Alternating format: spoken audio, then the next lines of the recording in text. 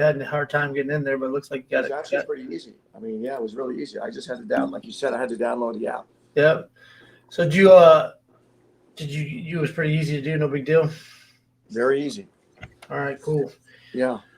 So I appreciate you taking the time on your busy schedule, man. I'm really honored that you let me ask you a few questions, good, man. Good to connect with you. I appreciate it was funny you that we're talking because I was just talking with our DOps, this girl Molly Gallagher. Her brother's a real stud first, but she's a stud too. And we're talking about just engaging our alumni more. Absolutely. Getting our alumni on group chats and by decade and by, just by class and just ways to kind of, keep them in the family because for sure.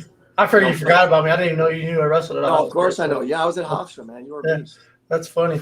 No, I love Ohio State, man. I love what you've done, and it's an honor for me because I think that's awesome. I know they've I'll get these emails every year because I've never been to Ohio State football game. When I was there. Really? I wouldn't go because I was always cutting weight. I was always I didn't want to tempt myself with the food and good times. You know what I mean? There was a couple guys on the team. They did it, but it wasn't my thing, man. Because I was man, I had to cut about 30 pounds every month or every year at the beginning of the year. So I was like, I'm chilling. I'm not going. My brother went, and so I always want to go back every year. He hits me up and is like, "Hey, man, when you gonna get season tickets so we can go to some home games?" I'm like, "I'll do it," but I never get around to it, man. So, but I love to. Listen, we got to get you in a game. I'm going to close my door. Is that all right? Yeah, no problem. Yeah, we can keep talking. Yeah. So we got to get you tickets to a game. You got a club. We can get you tickets. That'd be sweet, man. That'd be awesome. Coaches can get 2 tickets. Coaches can get 2 tickets to a game. Oh, yeah.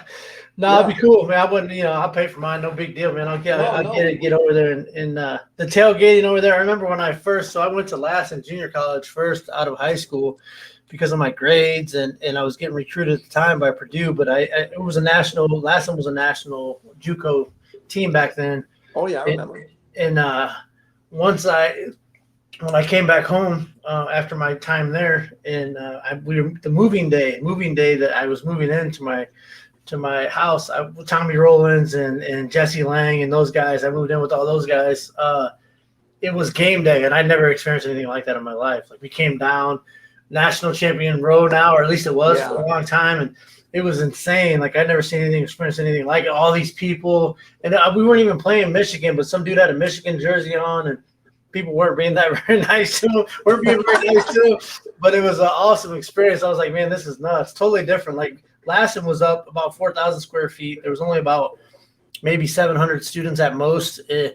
It was way up in the middle of nowhere. Jay Robinson used to come out there and do a camp in the summertime. Oh, really? It was a great place to train, but there was nothing going on. You know what I mean? To go from that to Columbus, Ohio was a crazy experience, man. But it was awesome. Yeah, I've never seen anything like it. The Iowa football games were something, but this first Buckeye game and my first Michigan game was pure madness, and it was a classic. It was when we won 42-39. I think they were ranked 1 and 2. So my first year, Ohio State was 2006, and that was a 1 and 2 matchup in Columbus. Winner goes to the Rose Bowl or has a chance. Yeah, I remember that. It was insane. And then my family, we stormed the field. My wife's like, "You just got the job. That's awesome. You can't be on the field." I'm like, "We're going down, man. You live That's once." Awesome. That's so awesome. We were on the field. Yeah, it was wild. I love it. That's a great thing, man. It's an experience over there for sure. When it comes to football life and seeing everything over there is an experience. You know what I mean? I mean, going to all the different campuses over the years, I really like Columbus, and I like that it's tied to the city, and you can go do other stuff. You can go downtown. There's a lot to do. You can go out to Easton. There's lots to do. There's all kinds of different stuff to do. It's different than a lot of other campuses because it's you got a campus and that's it. You go to Michigan, you go to Penn State. Nothing against them. But once you're off campus, there's not a whole lot for a little while. You know what I mean? Yeah, no, we're uniquely placed. There's no question about it. Like you said, a lot of Fortune 500 companies. There's a lot of business. There's a lot of stuff going on. There's a lot going on. So, yeah, it helps us with recruiting quite a bit. That's awesome. There is life. There is life after wrestling. Right? You say helps with recruiting. Well, I only went on one trip, and it was a Ohio State trip. Because when I went, it was I went and hung out, and it was a good time. And I was like, I'm not going anywhere else. We got to get more guys like you, man. Yeah, because Michigan State was recruiting me heavily. You know how people are today. They probably want to try and weigh their options first. But Yeah. Michigan State was recruiting me pretty heavily. I liked the coach. Dave Dean was over there at the time, and Sure. he's a good dude, man. And I had a couple other ones, but and that was closer to home. Lansing's an hour and a half. Okay. So my mom's from East Lansing, actually. So I was thinking about it, but then I went to Ohio State, and I was just like, man, this is the spot. That's where I'm going. Yeah, it's hard. Yeah, it's pretty much, it's overwhelming. You know, even when I came in for my interview, I had never been to Ohio State other than when I was at Iowa. We wrestled Ohio State. Right. And, you know, you see the hotel, you see the inside of the bus, Yeah. you see the locker room, you see the arena, and you leave. I didn't see campus. But when I came in for my interview and walked the campus, you know, you see the Jack Nicklaus Stadium, you know, Jack Nicklaus, museum, and you see Jesse Owens Stadium. And just think about the legends that, you know, have been at this place. It's like, wow. Yeah. And then it was awesome. In the Oval, I mean, we were like overwhelmed. This place is spectacular.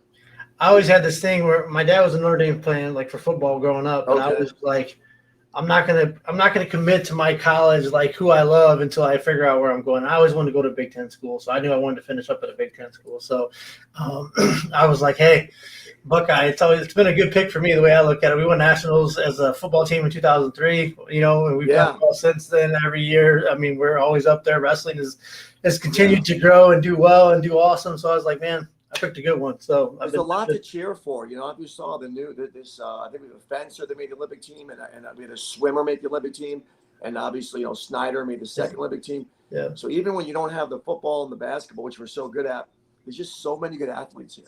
It's awesome, man. There's so many across campus that are elite, you know, in one of the 36 sports that we showcase here. So it's pretty cool. So you talk about you were here, right? So that's awesome. So you talk about elite athletes, right? And so before I ask that first question that I'd like to get into and ask is, you guys moved to a different facility, right? Because you guys, for a long time, you were where we used to train, which was that facility that had fencing, wrestling, and whatever. But I heard my brother, because my brother's been over there since, because his son came for a football camp, I think, believe it or not. Maybe it was a wrestling camp. He's got a son in high school, but he said that he got to see the facility, and it was pretty awesome. He said there's like windows. Yeah. Can I turn this screen around so you can see? I think so. Let me see how this might be. Oh, I think I got it, Anton. Let me see. All right, let me see. I'm in my office. You can figure it out. Cool. Not a big deal at all. Behind me? Okay. You see there's all the windows. Sweet. Yeah. The windows to the That's wrestling awesome. room. Now, That's sweet. Let me see if I can figure this out. I think that's the trick. Oh, look at that. So here's the office door, right? So I'm walking out of my office. Yeah. Into the wrestling. Oh, wow. That's awesome. That's freaking cool. So then the weight room. Gotta like that below. place, huh? That's pretty awesome. Oh, sick. The weight room's down below, and then you have the new tennis facility out there. That is sweet. And over there, so you have some idea where we are. That's the football. That's Jesse Owens, like through the windows. So that's.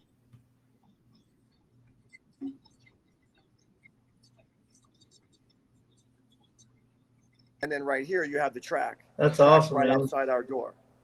And then if you come in, you hear me all right, Coach? You're cutting out, I think. Oh, am I? Let me know if you get back. Am I cutting out? Kind of lost you, I think, but I think you. Am I cutting out? Am I back here in a second? Let me put it on. Can you hear me? Nice. So then this is just my office, but I'm going to show you the arena. Yeah, you're cutting out a little bit. No worries. Yeah, cool. Now I see I'm gonna put it on Wi-Fi. Oh, wow. The arena. Is that? That's awesome. Is that's where you guys wrestle at? That's freaking sweet. Yeah, it's a new Cavelli Arena. I'm gonna put you on Wi-Fi so we don't cut out.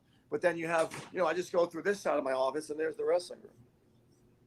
Yeah, that's awesome, man. That is so it's super cool. It's a really good design. It's a really good design.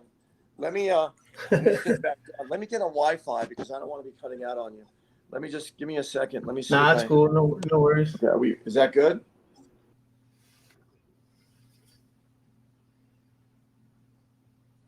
Can you hear me all right?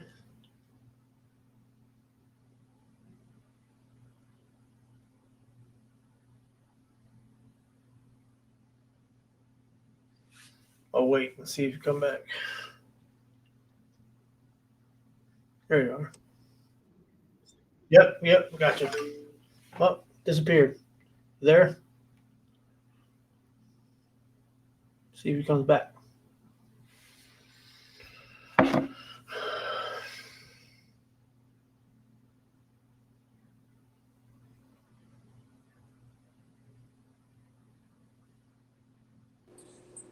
There you are.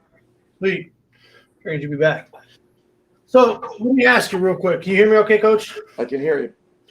So that's one of my first questions. Like, I kind of want to go deep. Like, I understand you deal with elite athletes all the time, and I think that wrestlers are particularly elite from the standpoint of I don't downplay any other sports, but the kind of individual that it takes to endure and persevere and then become elite in wrestling, I think is a special individual. Like, I think that people that do wrestling, it's always like I believe Gable said, pretty much everything else in life is easy compared to that.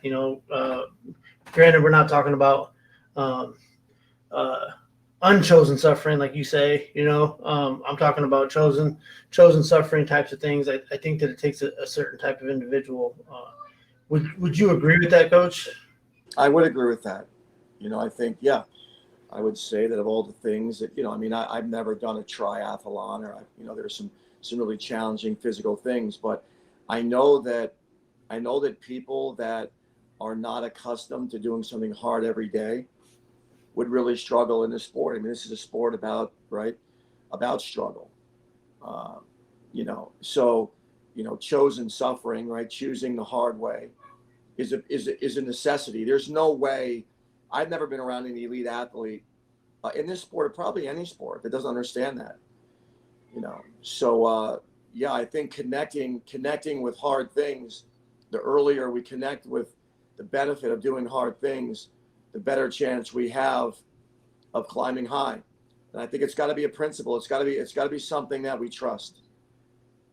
So can I? Yeah. So I agree 100%. So can I ask? Because I know you get, obviously being one of the best wrestling programs in the country, you tend to appeal to some of those wrestlers that are on their way there, almost there, already there. But you guys also get walk-ons every year, just like you Sure. walked on to Iowa, from Syracuse, and you had that already. So I read the book, man, and thought it was awesome, and I really dug that, like, that spirit of I want to push myself. I want to see where I can go. I want to see what I'm capable of. Those guys tend to come to Ohio State. They tend to come ready to do their thing. But what I'm interested in is that mental process of I would assume, I don't know, that you see kids change though. They're high school and they're becoming men and they're going to college. You see them. Do you see people like come into their own through college, or are they already there? You see some guys not get there. Like what do you? Because I'm interested in hearing like what differentiates the Colin Moores and the Kyle Snyders and the Miles Martins. Those guys that are really good. Like, did they all just step on and they were the best and they had it all figured out, from day one, or did you see them change over that time period to become those elite athletes? Yeah, that's a great question. And I wish I had a crystal ball, right? But I would say that there are, right? Success leaves. You there, Coach? I think you cut out a little bit. I cut out? No, I've got you on Wi-Fi. Is that better? Yeah, I can hear it now. Yeah. Yep. So, I say success leaves clues, right? There are things that through my 30 years of doing this,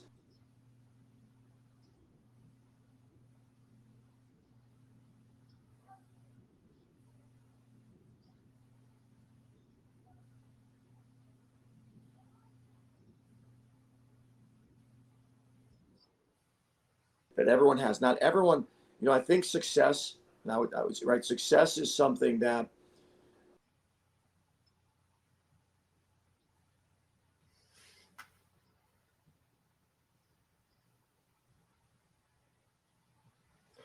Hey, Coach, can you hear me? It seems like you're cutting out on my end a little bit. Can you hear me okay? I can hear you. I can hear you perfectly well. Let Okay. me Cool. Can you hear me? Can you hear me? Okay. You just seem to be cutting out a little bit, which is okay. Not a big deal. Yeah, now I can hear you. Yep.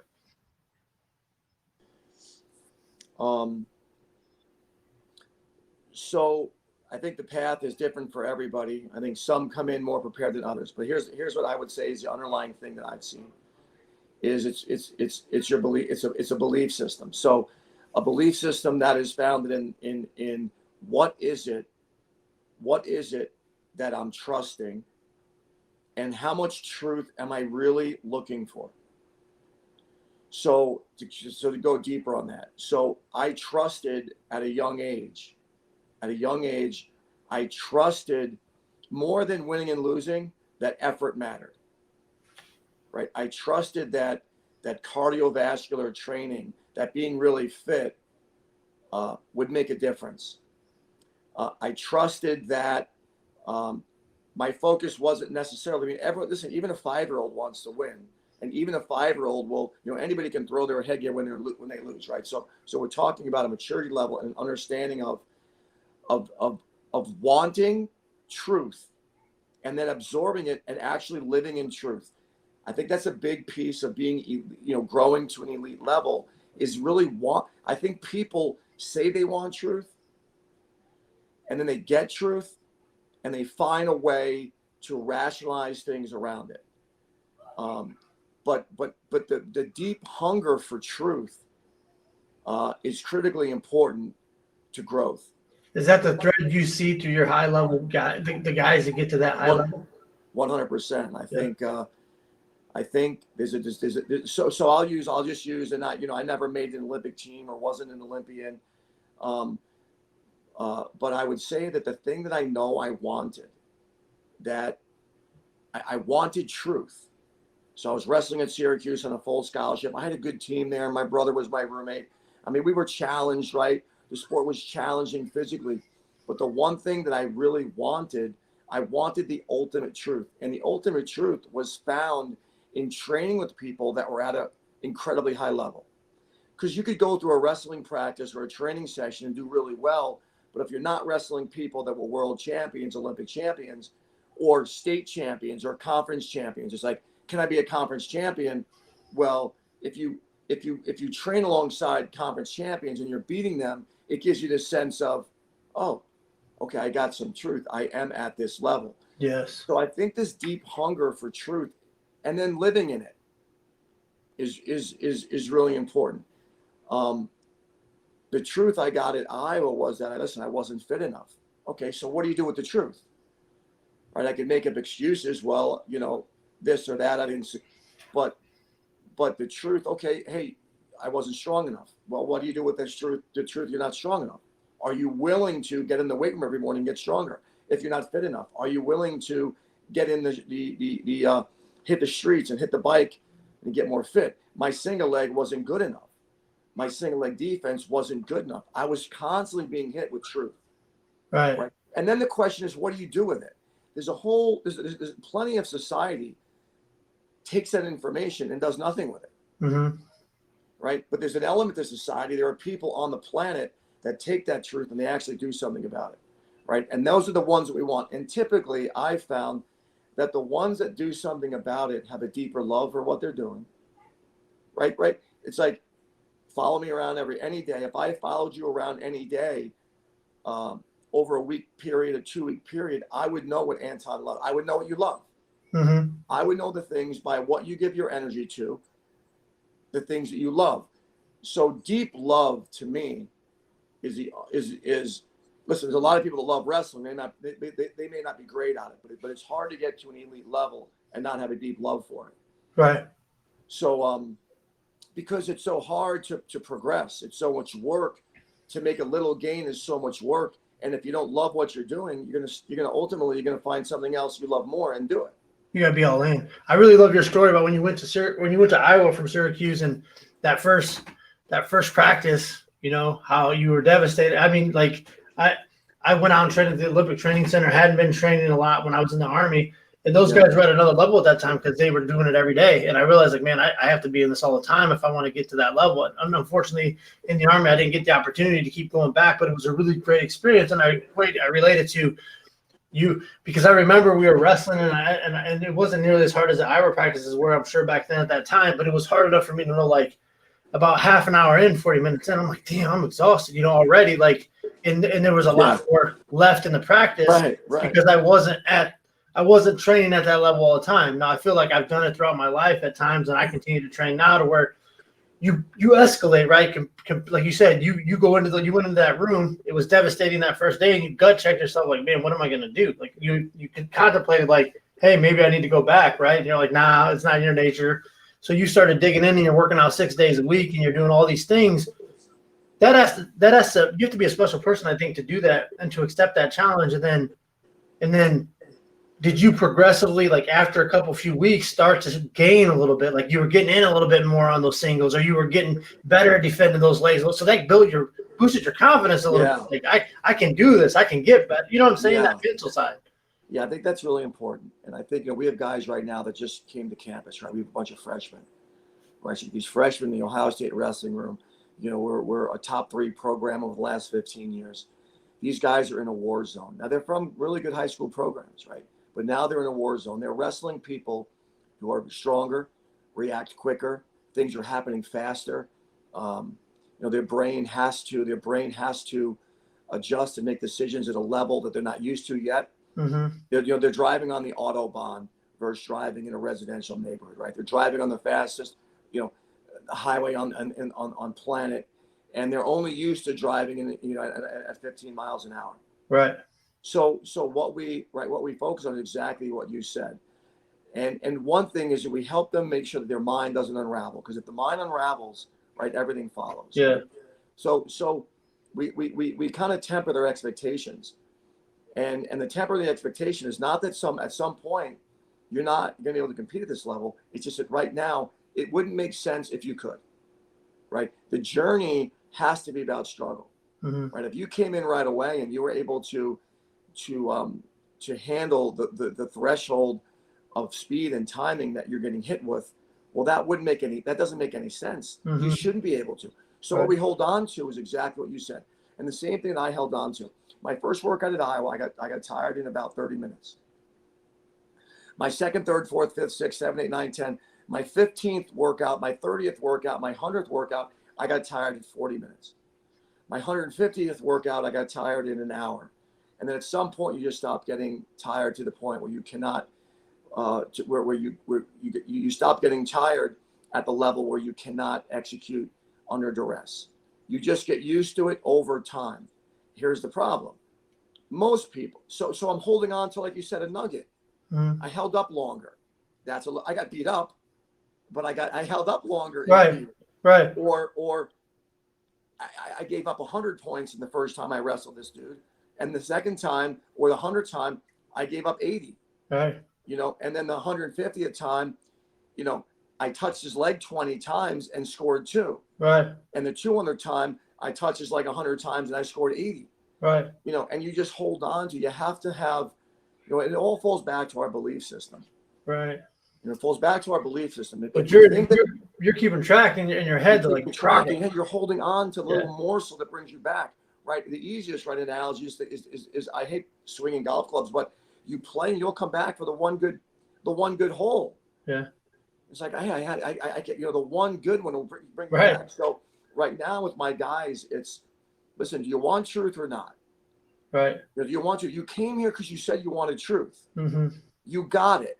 Now is it going to break you, or are you going to find a way to develop a plan so that you stop getting tired so fast, so that you stop getting beat technically, so that you stop getting pushed around physically? Are you going to develop a plan and stick to it? Because ultimately, what you want will likely be what's reflected in your life. 100%. Right? Right. Awesome. I mean, right. A lot of people say, I want this and want that. Right. And, I see a lot of that, right? I'm sure you do as well in your life, right? I want this, I want that. And well, here's where the rubber meets the road. Are you willing to go through it? Which then falls back to, and this is Outliers from Malcolm Gladwell. Book, right? Yep. The love. I love it. It wasn't work. Yeah. It was really hard. It was miserable. Yeah. It wasn't work. It's funny because so for me, my hiccup in college was my mindset, right? Some things that happened early in my life, but I always did the work, right? So it's funny that you talk about the love and Outliers. I never really looked at my wrestling training and my day-to-day practices. It wasn't so hard, like that I enjoyed it. It sucked. It Yeah, was hard, and right. it was no joke. But I was like, but I liked it. You know what I mean? You I liked it, enjoyed yeah, that which is process. why I you're didn't good like at cutting it. weight. I didn't like cutting weight. I didn't like Right, having right. to suck down. You know what I mean? And probably Yeah, did too much of that. But my point is, you like it's a weird individual that like, and I call it the dark place. You talk about that. yeah, That you get to that dark place where you're dead tired and you don't think you have much left in the tank, and you keep pushing and you keep every practice and every day. I tell these guys, and we're talking about the state. I talk to my guys about becoming state champions, not because of being the state champion, but because of the process that you have to go through to get there. And it's like you want to keep pushing that dark place further and further down the line, whether, like you said, at 30 minutes or 40 minutes, at 60 minutes. My practices should get easier for you over time. And how do you do right, that? It should be that you're here doing this practice once or twice a week. You guys are doing it every day, but it's like eventually then you're going out hitting the pavement. You're going out to run. Like you said, right. running does something for your legs that it adds something to your conditioning that you can't get in the wrestling room. So you have to add that to it. You know, you can get it in the wrestling room, but that running for 45 minutes or whatever, 50 minutes hard, it does something to your cardiovascular. That then you come back in a couple of days and you don't see that right away. You see that in a week, 2 weeks, 3 weeks down the road. Yeah, And I got more. I'm breathing better. This practice is not hurting me as bad, coach. I can go harder, longer. And then soon enough, like you said, those new guys can't hang with that, right? When you're banging it right. with other dudes on your level, they can go the distance, they can stay going hard. I remember JD Bergman came in and he was the number one recruit in the country. And I thought it was interesting because I wouldn't have thought, but he struggled for the first 2 or 3 months Sure. with all the guys in the room because that level of intensity, that level, even the guys that weren't starting were still pushing, we're still digging, we're Yeah, still fighting. You know what I mean? yeah. Well, I heard Gable. Gable told a story about Ed Bannock, who went on to be a 4-time NCAA finalist, Olympic champion. Right. He won the nationals as a redshirt freshman. After his freshman year, he redshirted, then he won it. But Gable told a story that he couldn't beat the 26-pounder when he came. He was a 190. He was a 190-pounder. Really? He was a 77-pounder to start with in the 190. He couldn't beat the 26-pounder because the speed and the strength. He came out of high school, he just wasn't ready. Right. The following year, he wins the nationals at 177 or 190. You know, the weights were all -7 at that time. Right. They added 7 pounds to everything, but it just takes time for the brain to, you know, which we develop superhighways. Yeah. Right, and a superhighway is only developed when it's put in a situation where tremendous duress is needed, so these connections happen. Mm-hmm. And it just takes time. There's nothing. Unfortunately, it just takes time. Right. You know, it doesn't happen overnight. So, but you got to be willing and able to go through it. And that's it. You got to be willing and able, and you got to. I think I explain this to the team because it's easy to get frustrated, like our freshmen. Yeah. Listen, you have to understand. I think the first step to progressing is understanding kind of the science behind progressing. That this isn't going to happen overnight. If you think it's going to be easy, it's like the first thing we come to terms with is this is going to be hard. Mm-hmm. It's going to be hard for a long time. Yeah. Right. So you preload your mind for what you're in for, and then it gets a little easier. Mm-hmm. Because it's going to be hard. Like almost like stoicism. It's almost like stoicism. Obviously, you start with the negative, like, "Hey, this is gonna suck. It's gonna suck for a while, but I'm gonna do it anyways." Yeah, I'm gonna do it anyway. So, and then again, it's just the love that pulls us back to it. You know, look, there's, so other, I would say other elite traits I've seen. Right, the first thing I would say, ultra competitor is critical. Right. Like ultra competitor, not. You gotta just have this deep desire to compete. But is it always about winning, or is it just like I want to see if I can do just compete, just competing? Can I? And I know it's about the dark place. It's like, listen, competing is, I can't take anybody someplace I'm not willing to take myself. Right, 100%. Right. Like if I'm going to take somebody to deep water, either I'm going to put them in a boat and drive them there, or I'm going to pull them there. Yeah. Right. And the only way to swim them there is you got to swim. You got to be able to swim there. Right. So this is all about ourselves. There's always a test against me. Am I building my core? Am I building myself up to this somewhat of a lethal weapon? Right. Right. And that starts in my mind, my body, because I can't take anybody any place. Right. We say this in leadership, right? You can't, it's hard. You can't lead anybody higher than you're willing to lead yourself. Right. Right. So are you willing to go to the deep water? How deep is that? Because your opponent is only going to feel in direct proportion to what you're giving. So you say that. So let me ask you a question because I Yeah. think this is cool.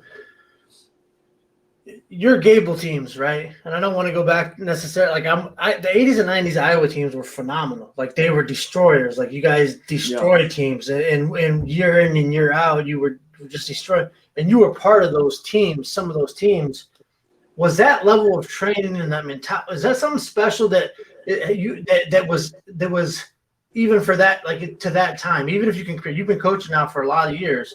Do you see that every year in rooms, or was that mentality something special that those guys brought and the level that they went at? Was that special? Yeah. Well, I think that you have some unique, it's, we always say if you want to be part of a better team, be a better you, right? There were a lot of better yous there, right? There were a lot of guys that were extremely, extremely competitive, very highly motivated, and they created an environment that was just super intense. It was an environment, right? If we could measure wattage, like if we could measure Right. total output among a group of men, I would say that in hour and a half practice, these weren't 3 hour practices, an hour and 40-minute practice, the average wattage that was pushed was through the roof, right? So now my mind and body can handle 300 watts, right? Uh, can handle an average of 300 watts in a wrestling match, and my opponent can only handle 240. Yeah. He's going to have a problem in the last minute, Right. right? So it was ultimately it was the ability to just push this incredible amount of energy in a shorter period of time.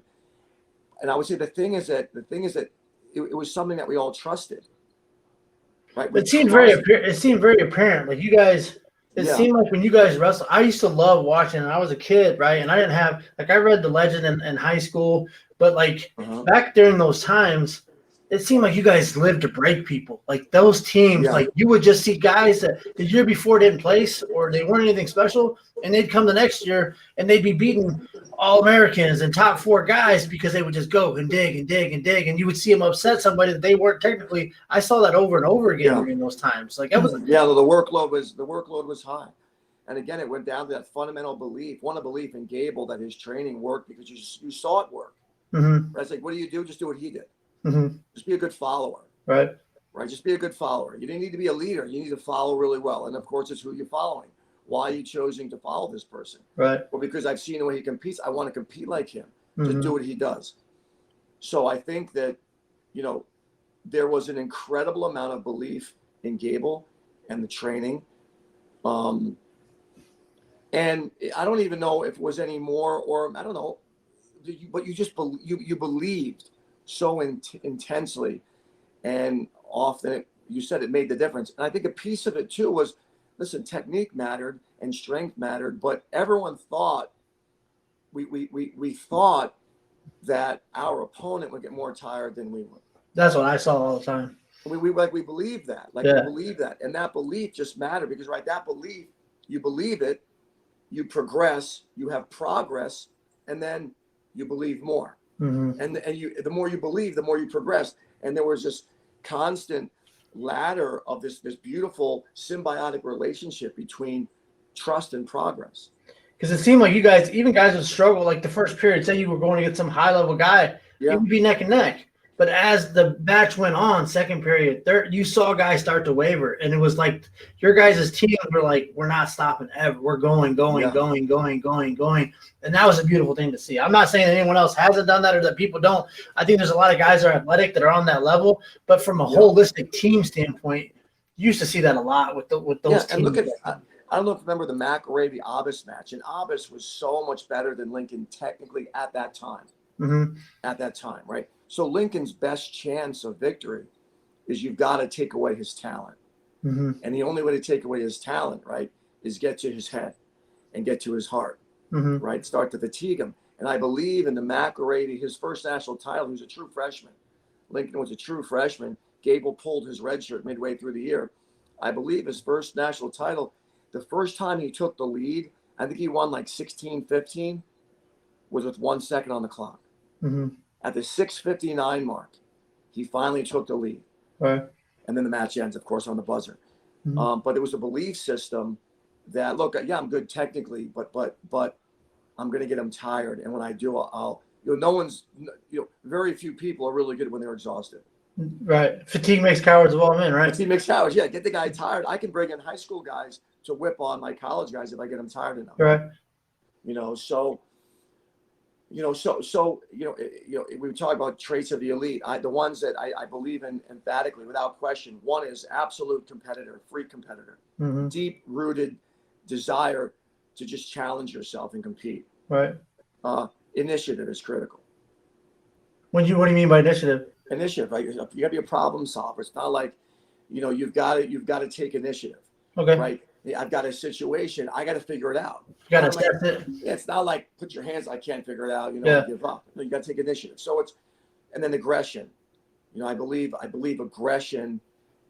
Aggression matters. Sure, there's been some great wrestlers that don't mind winning every match by one, but if you look at the majority of great elite competitors in anything, they dominate. They're risk takers. Mm-hmm. Go. Controlled frenzy. Go, and just be willing to shoot and not get to score. Right. Like in practice, it's like, how can you develop if you're never in the position? If you're afraid to shoot in practice, how can you get better when you have the guy's right leg? The only way to get better at finishing or getting into the right leg is try to take the shot, set it up. So aggression is just so incredibly important. Emotional control, incredibly important. Nice. Most of the elite guys that I've been around and watched compete, they have incredible emotional control. So I would say those are probably, probably some of the bigger traits, the more common traits of elite people. I think you talked about it in your book too. One of the guys you said you saw, was it Stever? Yeah, where he got a bag that first year, was it? The call that it was possible they were going to give the guy a 4-point move as opposed to whatever. And you said that he was calm. You said, "Hey, how'd you stay so calm?" And he's like, "Oh, I worked it out in my head. If they did give it to him, what it was and what I needed to do to get the job done anyway." So you don't catastrophize, and you kind of compartmentalize, and it's right. Look, it's emotional control in the room. They're just calm about them. In the room, out of the room, they were in a relationship. The relationship is steady. I mean, they just have great emotional control. So do you think do two questions. First one is going back to the Iowa stuff. If I'm not mistaken, there's a lot of guys from when you were at Iowa that are coaches now. Like you got the Brands brothers at Iowa. You're at Ohio State. You guys have a group that it's either in those years has gone off to Barry Davis, wasn't he? Barry Davis was at Wisconsin. Greg Randall was at Boise State. Kevin Dresser is now at Iowa State. Jim Heffernan, was at Illinois. He just retired. Yeah, that's awesome. Lenny Zaleski was one of my mentors. Lenny is, in Division I coaching. Gable's Tree, had a lot of branches to it. So that's cool. Awesome. Yeah. Now, let me ask you a quick question real quick, because I'm Fort Wayne, Indiana, right? So we don't have any D1 colleges in Fort Wayne, right? We got some NAIA, some D3 level. And not to. Do you think there's a big difference between D3 and D1, or at least elite D1? No. I think that there was a time when I was right before I came to college in 1987. I believe in 1985, the Division III champ and the Division II champ wrestled in the Division I championship. Yeah, I heard that back in the day.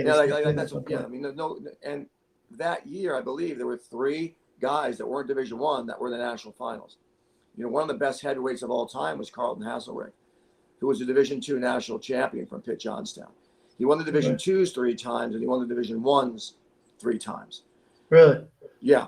So I don't think so. I don't think so. Some of it's expectation. I think a little piece of it is expectation. Coming out of high school, do you really believe that? Do you really believe that you can do it at that level? Are you willing to put the time in? Right. But I would. I liked when the 1s and 2s came. I think the national tournament. I would go back to that. I don't know why. That would be cool. It would be cool to see how they do. You know what I mean? It'd be cool to see how they do. Animals, right? That weren't recruited. They weren't the multiple-time state champion. Or didn't have the grades. or didn't have the grades, or they just Yeah. wanted to stay close to home, or they built a relationship with someone they wanted to. So I think that, yeah, I listen. I think that, I think that God sprinkles special stuff in everybody. Right, for sure, for sure. He What doesn't have favorites. isn't that what it used to be too? The Midlands used to be that big tournament where it'd be like open, Yeah, like the guys that were D2, D3 at AIA. Like I yeah, don't know if that's still the case, but like, hey, that's your opportunity to showcase, yeah. to where you're at. And I would say that at a certain level in Division One wrestling, you talk about getting into the semifinals and nationals, and I mean, your DNA certainly plays a role. Mm-hmm. But ultimately, I think it's expectations, a big vision, an incredible will, right, and the willingness to just really, the term is it's so simple, but the willingness, and you can say it so many ways, but the willingness to really suffer. Do you find that guys can do that? Like, say you get to college, and maybe you have some examples, but have you had guys that were walk-on guys that weren't like the top recruit that did well at Ohio State, that came through and they became All-Americans or they made the starting team, that you didn't expect them to come and get a starting spot? I'd like to see more of that. We recruit, and it's not easy here. We recruit at such a high level. Mm-hmm. We're recruiting, blue chip guys that Right. rank top 3 in their weight class. I know Blake Kaplan did it before I got. Yeah, he did it when I was there. Yeah, Blake, right? So Blake was a great example, really good athlete. Yeah. Got around a bunch of guys like you guys that Yeah. love the sport. Yeah. That's who me and him used to wrestle off. But when I graduated, he stepped right in. I think he ended up becoming an All-American. So yeah, he was an All-American, Yeah. right? Because he was willing to. It takes a special person to get beat up by you, right? And stay the course. Yeah. But you beat him up, and then he learned and he grew underneath you, and then you move on. And it was awesome. He didn't place it's a beautiful in thing to see. he didn't place in high school. You know what I mean? He didn't place in came, the high school state. He came and grounded out for years and just put the work in. And so look at Stephen Neal. There's just so many. Yeah. Tervel Delegna was a 2-time Olympian. He was 3rd in the state in high school in Texas. It's so crazy. And nothing against Texas, right? But Texas has good wrestlers. Everywhere has good wrestlers. But it's not known for producing year after year. But there's a lot of good guys there. But Tervel was never a state champion. Right. 2-time Olympian, bronze medalist. You said Stephen Neal. I like you saying Stephen Neal because I told people later on in life, I'm like, that dude became a Pro Bowler as an offensive lineman and never played a down of college football. He's wrestled all through college. 4th in the state, in high school. So I think there is a piece of, I had a buddy in high school who was an animal. He was a 4.10 miler, but he was shaving as a kid. I didn't have armpit hair until I was a freshman in college, sophomore in college, right? So you do have the natural progression of just maturity. Right. Where maybe the Division III kid, he didn't get recruited so highly, but he was just physically immature. Right. And now he's matured in college, and he's an animal. Yeah. Makes sense. I know we had Lefevre came out of Fort Wayne, and he was a 4-time Wabash champion. And I know him and Miles had some wrestling matches and stuff like that. So it's cool. I mean, it's really good. Yeah. Yeah. It's pretty cool. Yeah. So one last question, Coach, and I'll let you go. I really appreciate you taking your time. I really like to know how do you feel, or does it?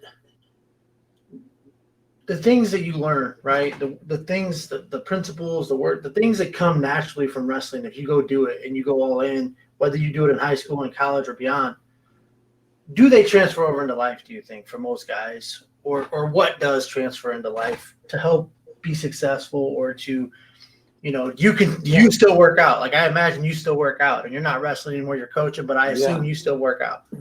Yeah, no, I think, I think doing something hard every day is important. I think it's important. I think it's a general. Does that come from wrestling? Yeah, I think it comes from connecting.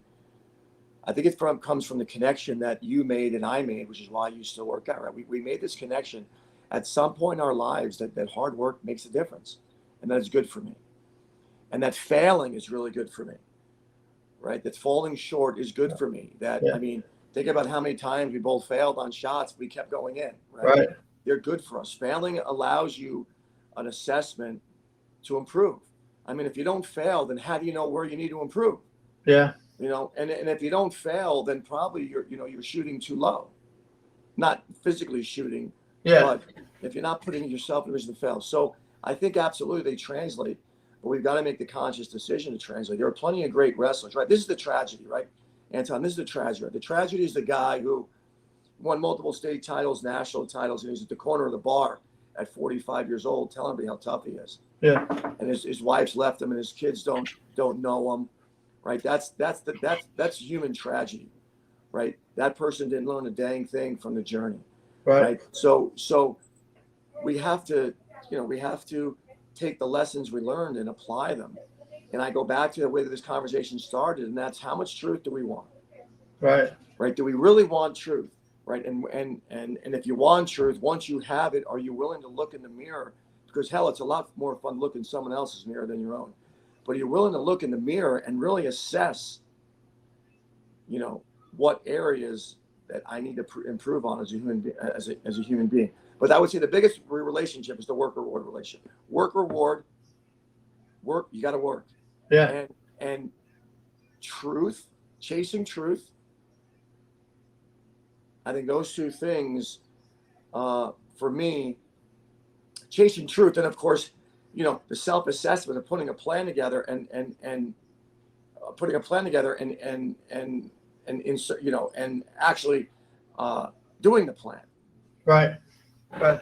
I think that for me, because I'm 41 now, and I train every day for myself. I like the process. I like to push myself. I like to get uncomfortable.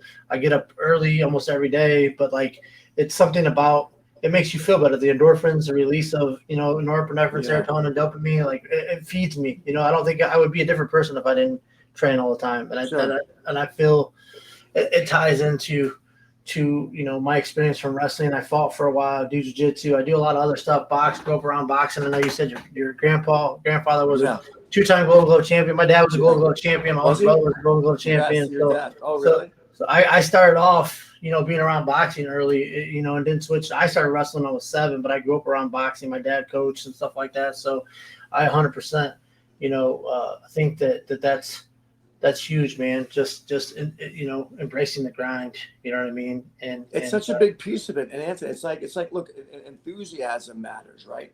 In cooperation, we learn cooperation. We learn teamwork. We learn loyalty. We learn being industrious, right? We learn, self-control. We learn how to have a competitive spirit. There are so many things that we learn in wrestling. Right. For sure. Absolutely. There's so many things that we learn. We learn the work-reward relationship. We learn poise. So many, and but if we don't, we don't carry them with us, it's like, what do you do? Right. So I said I lied. I got one small question was that you talked about. Dang it was on the tip of my tongue, and I want to make sure I don't. So the leadership thing and the. Do you feel like, because I read your book, right, and I feel like it applies to a lot of people, and I guess I think we're always, I listen to a lot of Joe Rogan, a lot of different motivational stuff. We're always looking for fulfillment of a void, some kind of void that we feel we want to be better, or you want to make some more money, or you want to have better relationships, or you want to make a difference. Do you feel like your book, like this philosophy that we're talking about and implementation of it, that you carry it, that you should carry it all through life, not just through high school and college, not just through your wrestling career, but through the whole life, to the day you die. You know what I'm saying? 100%. Because if you don't, one, you'll fall behind. Those that are, you'll fall behind. You'll stop progressing. I mean, I think the book just talks about fundamental things of moving forward. And 2, and probably, most importantly, is that you'll lose who you are, right? And I think not you, but we lose who we are. I think the most powerful thing we have is our core. It's like we got to know who we are, which the big component of the book is just, are we the result of random chance, or are we the result of a loving God? Right? That's a serious question that every human being needs to answer. Right. It's like we answer so many questions in our life. It's like, I need a new pair of shoes. Well, I'll do hours of research. What kind of shoes are gonna be best for me? I need a new car. Well, I'll research this car day and night to pick the right car for me and my family. Right. How about how'd you get here? Right. It's like is God real or not? Because it's like with a car, multiple choices can be right. Right. For sure. With faith, no, either. It's one or the other. Right. It's like either you can fit 6 kids, you know, in a Mazda that has 2 seats, or or you can't. When it comes to this faith thing, it's one or the other. That's awesome. Right. So Right. I think that's a big piece, and unfortunately, life, as hard as life is for us in this culture, it's not hard enough for us to be broken and taken to our knees to ponder God enough. Right. For That's sure. my opinion. I like it. No, that's awesome. I was 36 years old, didn't ponder God until I was on my knees and a ball curled up, as you know, from the book. And it made me think about, okay, but where is he? Where do I go? Right. When this thing's over, what happens? So I think that's just a big piece of knowing who we are. Do you still read a lot? Do you still read a lot? Because I noticed you quote like a lot of the James Allen and like just different stuff to find Jim Rome or Joseph Campbell. I've listened to all that stuff and read all that stuff and see some of C.S. Lewis stuff. But the Rick Warren book, I read most of that. Do you do a lot of that still? I do. I didn't like to read in college. Yeah, I didn't in high school. I did a little bit more for college. Now that we're older, there's just so much wisdom in it. There's so much knowledge out there. Right. And I think as you older, I say this, and I'm a little bit older than you. No, I'm a little bit older than you, right? I'm 41. I don't know. Yeah, so I'm quite a bit older than you, right? I noticed that for me, when I was younger, you think you're invincible, and you don't even contemplate death. Right. Just is. It just is. It's just. But when you get older, so you're kind of counting up. And when you're my age, you start counting down. Like, listen, I race home at night to see a sunset. Yeah, for sure. Like, you just don't know it. And, you hear this buddy on a bicycle died. This one died, and it's like they were healthy. You just don't know how many days you have left. So true. And you try to really, suck the life out of every one of them. Enjoy it, right? Like you said, like it's a simple thing. Simple things. It's a simple thing. Simple things. I mean, the sunset before the sun went down. No, I want to watch this thing go behind the horizon. That's awesome. So chosen suffering, Coach. I can't tell you. I said I'm going to take it from you. I've always talked about embracing the grind and all that. But I didn't realize how big of a part it was. But man, chosen suffering, like the idea of. And that life, I mean, because life is a lot of suffering, there's a ton of suffering in life, but like the chosen suffering, it's all like you said, because you've done it so many times. It's like, oh my God, that's what I've been doing. Right. It's like, that's why I'm not where I'm at. It's because it's so, it's like, the mom asks me, the dad asks me, hey, does my kid have what it takes? Can he wrestle at Ohio State? Does my kid have what it takes? Right. It's a simple question. They asked me a question, right? My question back is, how much are they willing to suffer? So I don't, listen, I don't have a crystal ball. How many times I've been wrong with recruits? It's like, I didn't get them because I thought maybe I did. And the guy goes on, I don't know his inner will. My objective is to try to find out what is the inner love? How much will does this human being have for discomfort? Right. And how will he not only move toward the things I want him to move toward, but how well can he run from the things that he should run from? Like you said at the beginning of the call, it's like I want to go down to football games. There was too much of a distraction down there. Yeah. Right. So it's like, that's brilliant. It was the truth. Right. It's brilliant. It's truth because you knew yourself. Yeah. It's like me. I know my weaknesses. Right. And I know if I insert myself in certain situations, I know where I'm going to go. Right. So I don't do it. Right. 100%. That's part of wisdom. Yeah. It's like, don't go there. Right. For sure. So anyway. Well, I appreciate it, Coach. I've taken way too much of your time today. I know you're a busy guy. But once again, I want to thank you for doing this. Thank you for coming out to do camp last week. I highly recommend your book, and I really appreciate you taking the time to let me do this. Yeah, man, congrats on all your success. Great to talk to a Buckeye. Yes, sir. Big things here. We're gonna get these alumni calls going. Awesome, man. We'll loop you in. Good to all talk right. to you. Great. Have a great day. Thank you very much. All right, you too. Appreciate it. All right, man. Bye.